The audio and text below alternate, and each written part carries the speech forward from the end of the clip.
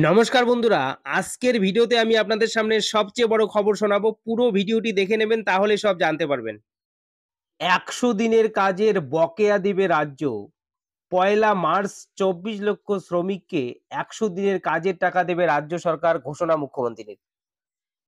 নিজস্ব সংবাদদাতা কলকাতা একটি সংবাদপত্রে প্রকাশিত হয়েছে, সেটাই আমি আপনাদের সামনে আজকে তুলে ধরছি। আর বন্ধুরা, ভিডিওটি ভালো লাগলে চ্যানেলটিকে সাবস্ক্রাইব করবেন, লাইক ও শেয়ার করতে ভুলবেন না, যাতে করে পরবর্তী ভিডিওতে আপনারা সহজেই এই ১০০ দিনের কাজ এবং আবাস যোজনার খবর, নিত্য নতুন আপডেট সবার আগে পেয়ে যাবেন এই চ্যানেলের মাধ্যমে।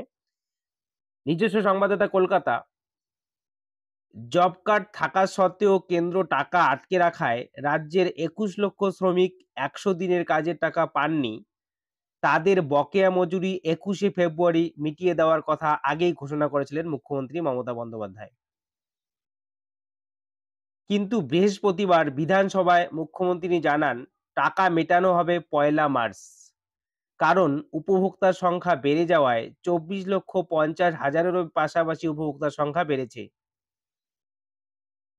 পাশাপাশি তার ঘোষণা, এপ্রিল পর্যন্ত অপেক্ষা করেও প্রধানমন্ত্রী আবাস যোজনার টাকা না পেলে পয়লা মে থেকে আবাস যোজনার টাকাও রাজ্য সরকারই মিটিয়ে দেবে। এটা কিন্তু সবচেয়ে ভাইটাল খবর। তারপরে দেখুন, আরো বলা আছে, উল্লেখ্য ২১শে ফেব্রুয়ারি তাদের টাকা দেওয়ার কথা ছিল, কিন্তু হিসাব করে দেখা যায় ২১ লক্ষ নয়, সার্ভে করে দেখা গিয়েছে বঞ্চিত শ্রমিকের সংখ্যা ২৪ লক্ষেরও বেশি।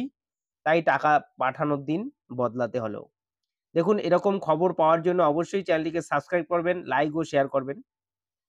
ধন্যবাদ।